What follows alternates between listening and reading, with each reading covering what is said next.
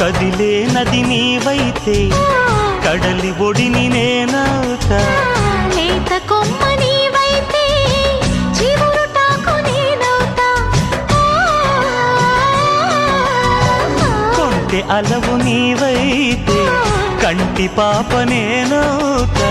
వాన జల్లు నీవైతే పూల ఋతువు నేనవుతా.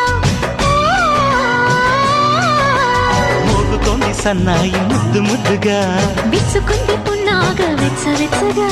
పరవశమో పరవరమో మరు జన్మకు స్వాగతము.